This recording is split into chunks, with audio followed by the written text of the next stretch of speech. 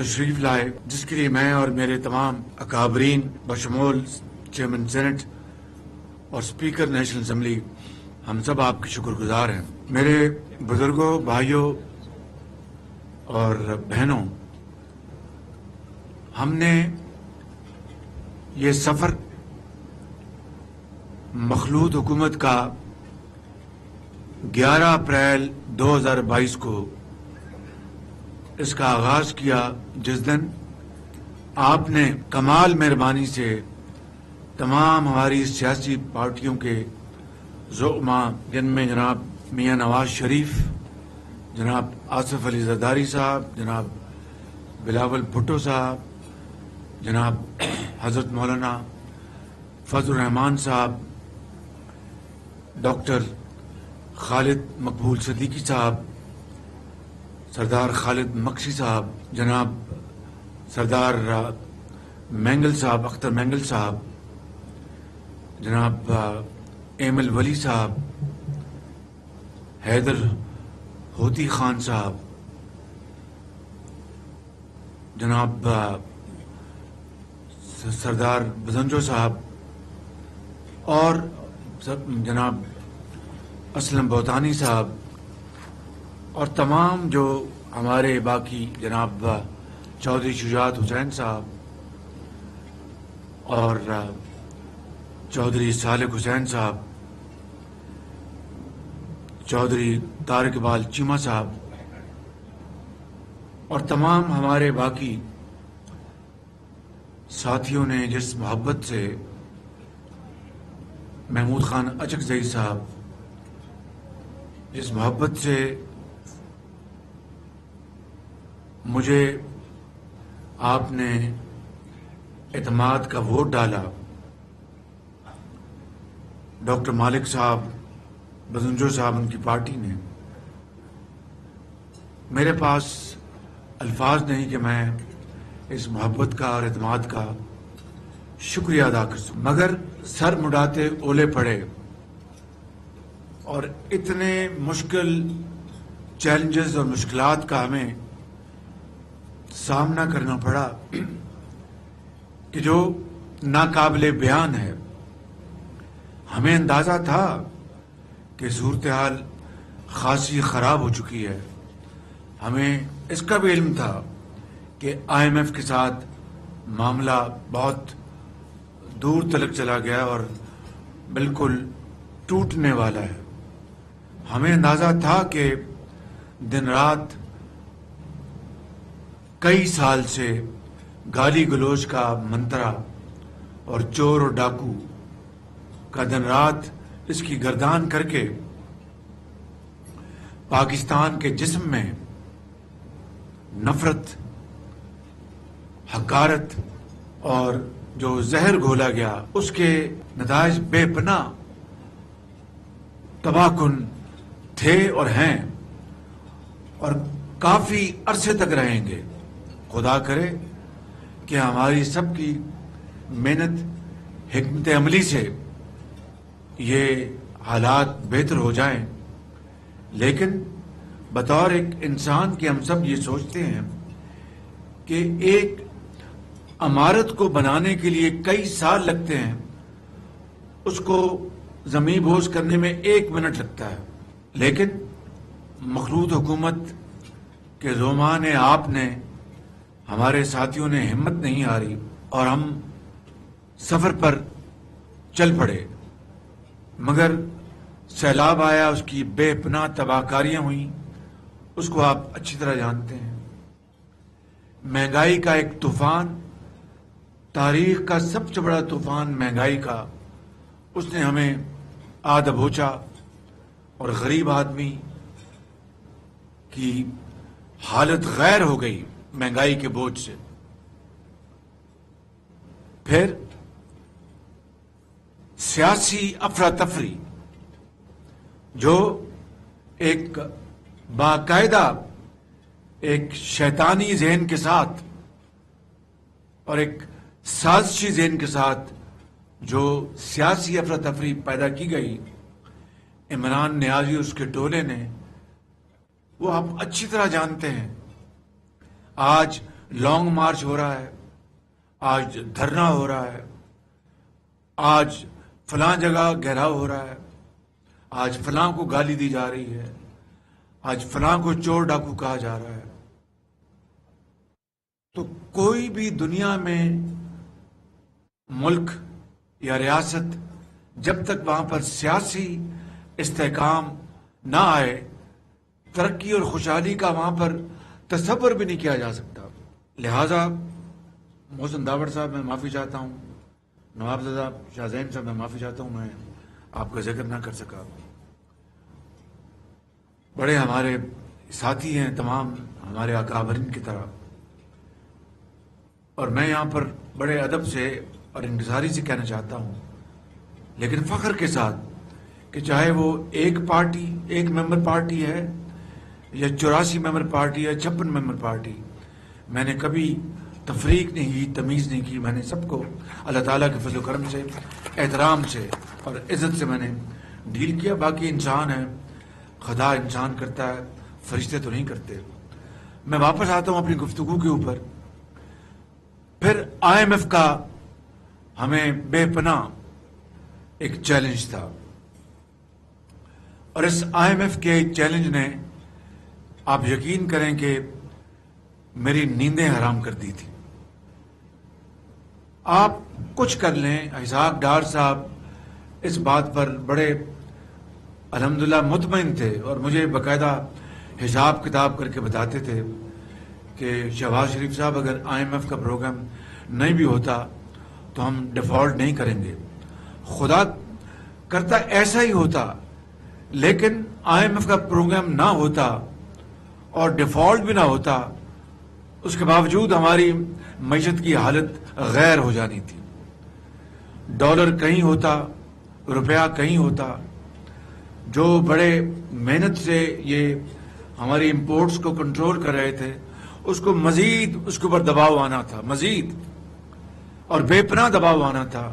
اس سے آپ کی صنعت و حرفت اور زراعت وہ پیلی پڑتی، یہاں تک کہ لوگ اور بے روزگار ہوتے، سڑکوں پہ آ سکتے تھے.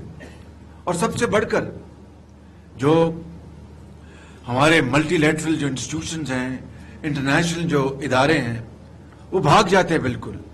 چاہے وہ ورلڈ بینک ہے، چاہے وہ ایشین ڈیولپمنٹ بینک ہے، چاہے وہ دوسرے ادارے ہیں جو آئی ایم ایف کے ساتھ جب معاہدہ ہو کسی ملک کا تو فی الفور آتے ہیں کہ جناب آئیں، ہم آپ کو پیسے دیتے ہیں.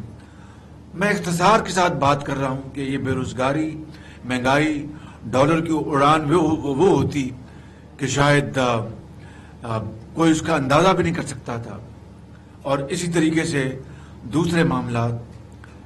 تو پھر پیرس میں اللہ تعالیٰ نے ایک موقع دیا، اور وہاں پر جب میری گفتگو ہوئی آئی ایم ایف کی مینیجنگ ڈائریکٹر سے، تو پہلے آدھا گھنٹہ تو انتہائی وہ سرد ماحول میں ہوئی، اور انہوں نے مجھے تقریباً جواب دے دیا کہ وزیر اعظم اب ٹائم گزر گیا ہے. 30 جون کو یہ ڈیٹ ختم ہو جانی تھی آئی ایم ایف کی، بالکل 30 کے بعد کوئی پروگرام نہیں تھا. تو ان کا اب 7 دن رہ گئے، اب کیا ہو سکتا ہے یہ وہ. بہرحال میں نے اور میرے ساتھیوں نے جو کچھ ہم سے بن پڑی وہ ہم نے کوشش کی. اگر میں یہ کہوں تو غلط نہیں کہ ان کو خوشامد کی ان کی. میں ان کو بطور وائس پریزیڈنٹ ورلڈ بینک جانتا تھا، وہ پنجاب تشریف لائی تھی. تو بہرحال قصہ کوتا 1.5 گھنٹے کی ملاقات کے بعد طے ہوا کہ آج رات ٹیمیں بیٹھ جائیں گی. میں نے ڈار صاحب کو گزارش کی، انہوں نے اپنے خدشات کا اظہار کیا. میں نے کہا نہیں، اب ہمیں کرنا ہے. انہوں نے کہا جی یہ بات میں پھر بدل جائیں گے. میں نے کہا اللہ مالک ہے. بہرحال میں فاسٹ فارورڈ کرتا ہوں، اللہ تعالیٰ نے بڑا کرم کیا اور اجتماعی کاوشوں سے یہ معاملہ آئی ایم ایف کو ہو گیا، اور اللہ تعالیٰ کے فضل و کرم سے آپ سب کے ان تمام زعماء کے سر پر اللہ تعالیٰ نے یہ ہما بٹھائی کہ آپ کے دور میں، عمران خان نیازی کے دور میں جو ڈیفالٹ کے خطرے منڈلا رہے تھے، وہ آپ کے دور میں اللہ تعالیٰ نے ختم کر دیے اور پاکستان ڈیفالٹ سے نکل گیا بالکل. اب معاشی ترقی کا کیا طریقہ ہے، میں اس کی طرف ابھی 2 منٹ میں آتا ہوں. یہ ہیں وہ معاملات جو آپ کے سامنے خارجی محاذ پر وہ تباہی کی عمران نیازی کی حکومت نے کہ میں آپ کو بیان نہیں کر سکتا. ان دوست اور برادر ممالک کے جو زعماء ہیں انہوں نے مجھے خود بتایا کہ شہباز شریف صاحب ہمارے ساتھ یہ ہوا، ہمیں اس طرح کی باتیں ہم سے کی گئی اور ہم تک پہنچی. بتائیے، اور یہ بات کوئی راز نہیں ہے، یہ آپ کے سامنے ایک اوپن سیکرٹ ہے. وہ کون تھا شخص ملتان کا جس نے یہ کہا تھا کہ ہم ایک دوست ملک کے باوجود کشمیر کا مسئلہ حل کر لیں گے؟ اور وہ کون تھا یہ کہنے والا کہ ہمیں آپ کی، ایک اور دوست ملک کی بات کر رہا ہوں، ہمیں آپ کی امداد نہیں چاہیے، $500 ملین اپنے پاس رکھے. اب میں اس ملک کا نام نہیں لے سکتا، ایک بڑا پاکستان کا مربی دوست ملک ہے. چین کے بارے میں یعنی ایک کھلے انداز میں ایک انتہائی شرمناک طریقے سے چین کے بارے میں الزامات لگائے گئے. یہ تھا وہ خارجی محاذ پر ایک بہت بڑا چیلنج جس کا اس مخلوط حکومت کو سامنا تھا.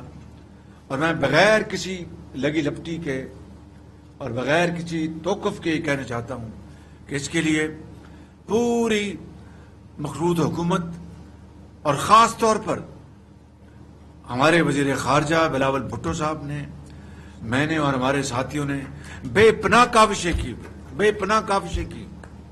اور کس طرح ہم نے ان کو راضی کیا، ہم اور آپ کا ہمارا خدا جانتا ہے.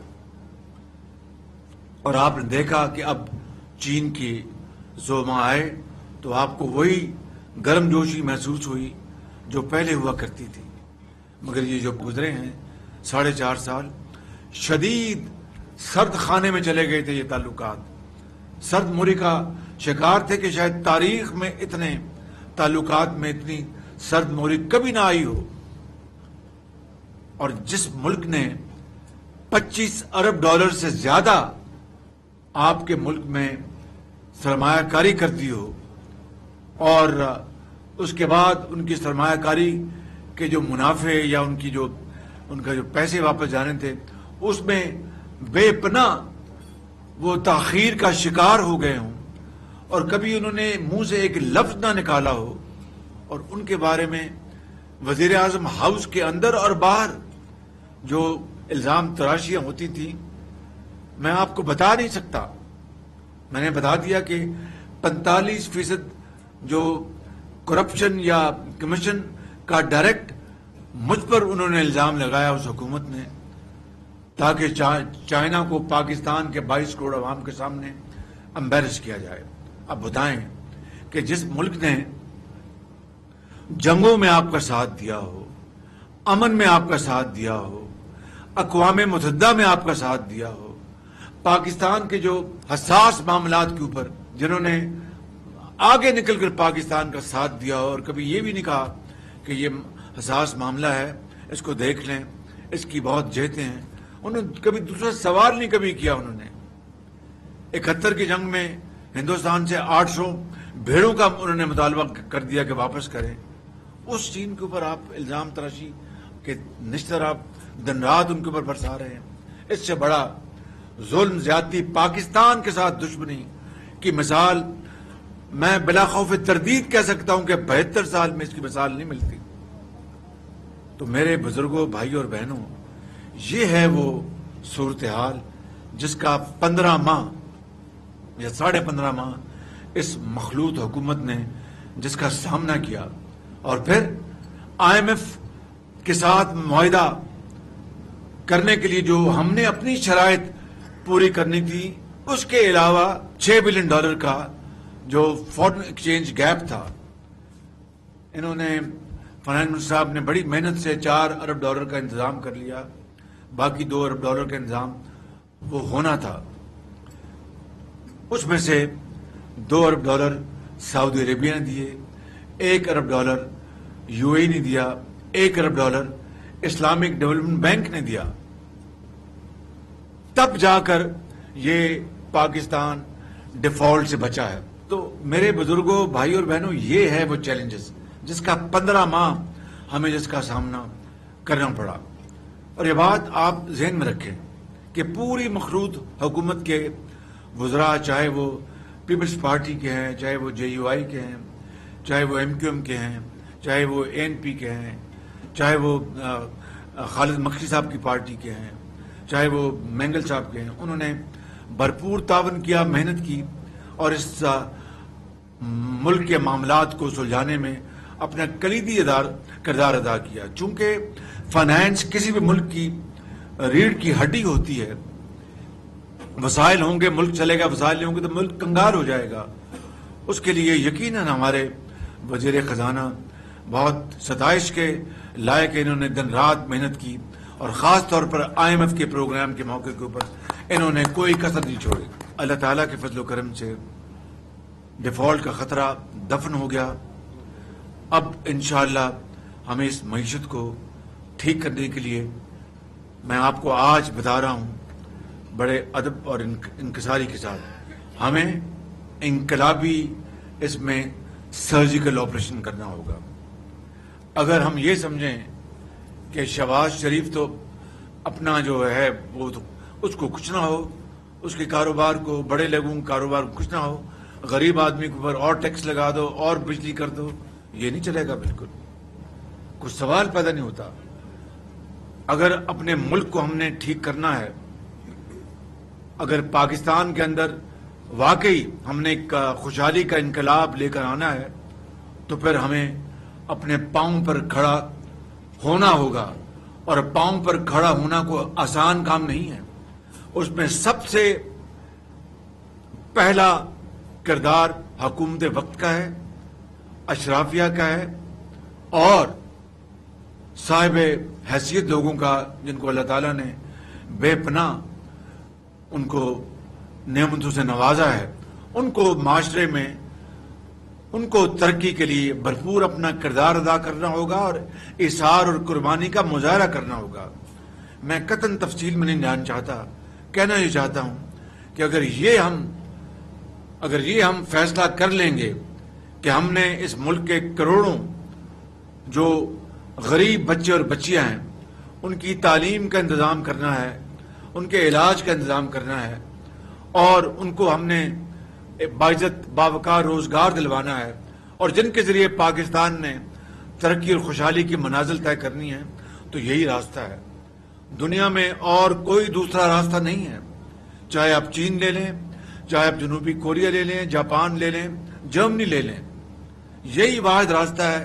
کوئی جادو ٹوٹکا پھوک کچھ نہیں ہے. بالکل اللہ کی رضا، اس کی مہربانی اور محنت اور مشقت، یہ وہ معاملات ہیں جس کے اوپر چاہے وہ بلوچستان ہے، چاہے وہ KP ہے، چاہے وہ سندھ ہے، چاہے وہ پنجاب ہے، گلگت ہے یا بلتستان، مل کر ایک کنبے اور خاندان کی طرح ہمیں شبانہ روز محنت کرنی ہوگی.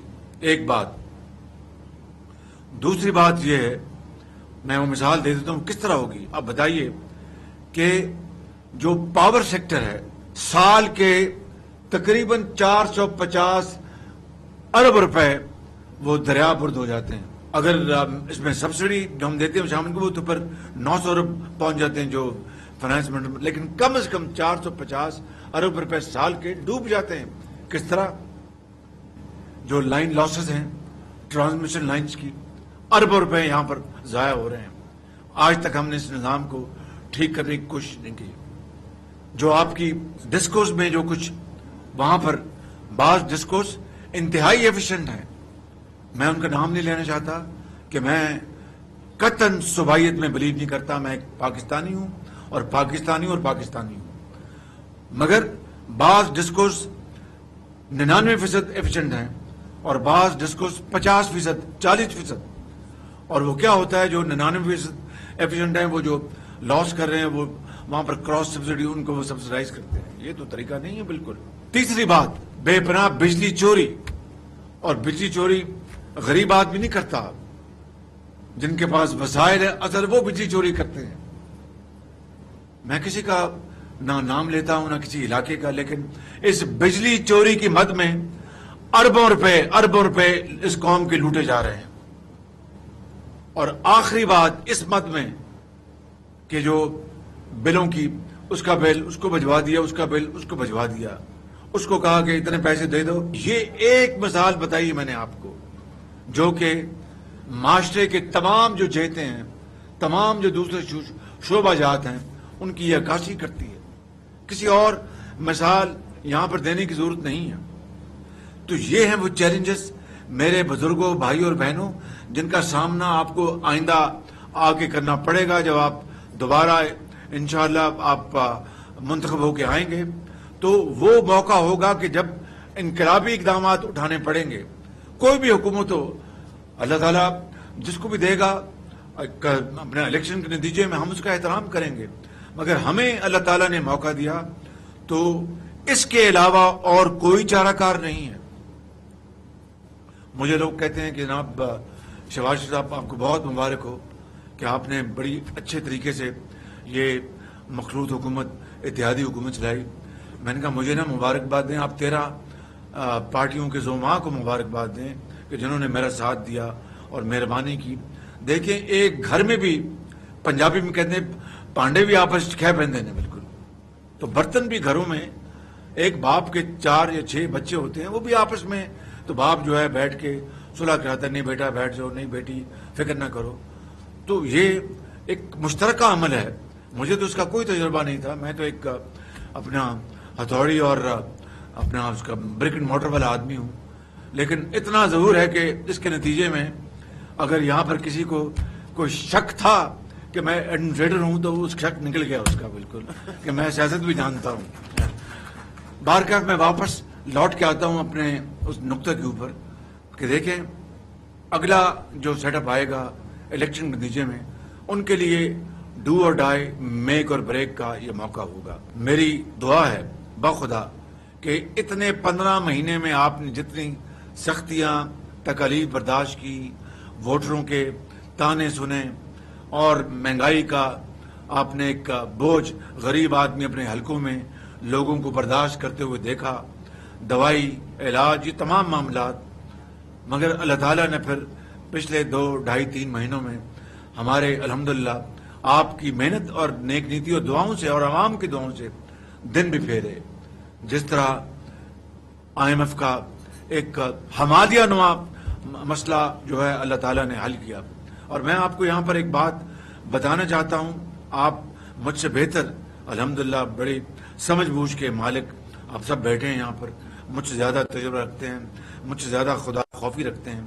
لیکن اللہ تعالیٰ کے بھی حکم ہے کہ جس نے آپ کے اوپر احسان کیا ہو اس کا احسان نہ بھولو. جو بندے کا احسان نہیں مانتا وہ خدا کا احسان کیا مانے گا؟ اللہ بھی اس کا احسان نہیں مانتا.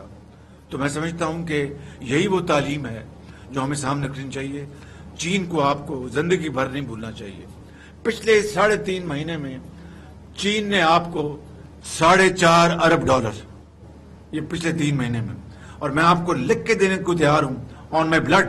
اگر چائنا نے $4.5 ارب پچھلے 3-3.5 مہینوں میں نہ دیا ہوتا تو IMF سے بہت پہلے ہم ڈیفالٹ کر گئے ہوتے. بالکل ہمیں وہ پیمنٹس دینی پڑ جاتی جو چین نے ہمیں واپس کر دی. ہے کوئی ایسی مثال کہ $25 ارب کی سرمایہ کاری کی ہو، اس کے اوپر منافع جو ان کو ملنا ہے بجلی کے منصوبوں میں $400 ارب وہ اس وقت ان کا پڑا ہوا ہے جو کہ ہمیں ان کو دینا ہے، منافع نہیں دے سکے.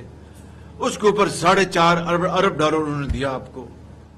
سعودی عرب نے آپ کو $2 ارب دیا، UAE نے آپ کو $1 ارب دیا. قطر بھی اگر ہم ان کو کہتے تو وہ بھی کچھ مدد کر دیتا.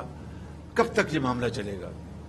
کب تک یہ ہم مانگتے رہیں گے؟ اصل بات یہ ہے، میں آپ سب پڑھے لکھے لوگ ہیں ماشاءاللہ، کسی نے تاریخ کا مطالعہ کیا ہے، کوئی انجینئر ہے، کوئی ہسٹورین ہے، کوئی پولیٹیشین ہے. آپ مجھ سے بہتر جانتے ہیں کہ قرب و جوار میں اور دنیا میں ایسی مثالیں ہیں کہ وہ قومیں صفحہ ہستی سے مٹ گئیں. بالکل دیور ریز ٹو گراؤنڈ، وہ بالکل ان کو شہروں کے شہر ان کے تباہ ہو گئے. اربوں لوگ لقمہ اجل بن گئے. انہوں نے ہمت نہیں ہاری. 60 سال میں دے لٹرلی باؤنس بیک. آپ جرمنی کو لے لیں، آپ اپنا جاپان کو لے لیں، آپ ساؤتھ کوریا کو لے لیں، چین کو لے لیں. 49 میں اس نے آزادی کی آنکھ کھولی، ہم نے 47 میں. چین ہم سے پیچھے تھا تمام اشاریوں میں 49 میں جی ڈی پی ہماری ان سے بہتر تھی، پر کیپٹا انکم ہماری ان سے بہتر تھی. آج چین کا اور ہم کا دنیا کی سیکنڈ لارجسٹ وہ اکانومی ہے چائنا، سیکنڈ لارجسٹ، اور دنیا کی سیکنڈ لارجسٹ اب وہ ملٹری پاور بھی بن گیا ہے. کوئی اگر ہم تو ایک خدا، ایک قرآن اور ایک رسول کو ماننے والے ہیں نا، وہ تو نہیں، ان کا تو نظام اور ہے، لیکن اللہ تعالیٰ کسی کی محنت نہیں ضائع ہونے دیتا. یہ ہے اصل بات. انہوں نے محنت کی، قربانی کا سفر اختیار کیا، آج وہ آسمان پر پہنچ گئے ہیں. تو میں آپ کو یہ کہنا چاہتا ہوں، اور پھر ابھی آپ نے پریزیڈنٹ شی جن پنگ کا کل دہلی چائنا میں ان کا بیان جاری ہوا کہ ہم پاکستان کو حالات خواہ کچھ بھی ہو، ہم پاکستان کو نہیں چھوڑیں گے، پاکستان کا ہمیشہ ساتھ دیں گے. اس سے بہتر اور کیا ہمارے لیے دم غنیمت ہو سکتا ہے؟ تو آج ہمیں فیصلہ یہ کرنا ہے کہ کشکول کے ذریعے زندگی باقی ایام گزارنے، یا کشکول توڑ کر چین، سعودی عربیہ، قطر، یو اے ای اور دوسرے ممالک کے ساتھ مل کر ہم سرمایہ کاری لے کے آئیں اور یہاں پر ملک کی تقدیر بدل دیں. یہ بطور مقننہ کے یہ آپ کا اختیار ہے، بطور حکومت کے کل پرزوں کا اختیار ہے، اور بطور تمام وہ طبقے معاشرے کے جن کو اللہ تعالیٰ نے قدرت دی ہے، جن کو یہ ہمت دی ہے کہ وہ ملک کی تقدیر بدلیں، یہ ان کی ذمہ داری ہے. اور قوم یقیناً یہ بہت جری قوم ہے، وہ ان کے پیچھے کیوں نہیں لگے گی آپ کے پیچھے، اگر ان کو پتا ہوگا یہ ہمیں صحیح راستے پہ لے کے جا رہے ہیں. مگر ہمیں اس بات کا عہد کرنا ہوگا، زبانی تقریروں سے یہ بات نہیں چلے گی، صرف اور صرف عمل سے. نہ یہ نوری ہے نہ ناری ہے، بالکل یہ قطعاً اس میں 100% صداقت ہے. نہ یہ نوری ہے نہ ناری ہے، صرف عمل ہے، اس سے دنیا اور زندگی بنتی ہے. میں آخر میں تمام زعماء کا جو یہاں پر موجود ہیں، جو یہاں پر نہیں موجود، ان کا میں دل کی عطا گرائیوں سے شکریہ ادا کرنا چاہتا ہوں، بشمول اپنے قائد میاں محمد نواز شریف کے، اور آپ تمام ممبران قومی اسمبلی، تمام پارٹیز کے جو ممبرز ہیں یہاں پہ، جو یہاں پر نہیں بھی موجود، تمام سینیٹرز کا میں آپ سب کا دل کی گہرائیوں سے شکریہ ادا کرتا ہوں کہ آپ نے مجھ پر اور میری حکومت پر آپ نے پورا اعتماد کیا اور پارلیمان میں پورا ساتھ دیا. میں اس کا میرے پاس الفاظ نہیں کہ میں کس طرح آپ کا شکریہ ادا کروں. اور یہ بھی میں کہنا چاہتا ہوں کہ اگر مجھ سے کچھ کوتاہی ہوئی، غلطی ہوئی، تو میں بالکل بڑے ادب سے آپ سے معافی مانگتا ہوں، کیونکہ انسان ہی خطا کار ہے، اللہ تعالیٰ درگزر کرنے والا ہے. تو میں آپ سب سے فردن اور اجتماعاً اگر مجھ سے کوئی غلطی ہوئی تو میں آپ سے معافی چاہوں گا، لیکن یہ یادیں، یہ محبت ہمیشہ میری زندگی کا حصہ رہیں گی اور ایک اثاثہ بن کر رہیں گی انشاءاللہ. آخر میں جناب اسپیکر کا شکریہ ادا کرنا چاہتا ہوں. انہوں نے بہت کمال طریقے سے ہاؤس کو چلایا، ہاؤس کو پوری انہوں نے عزت دی، اور ہاؤس کو انہوں نے پوری طرح بڑے وقار کے ساتھ چلایا، سمجھ بوجھ کے ساتھ چلایا، ماشاءاللہ.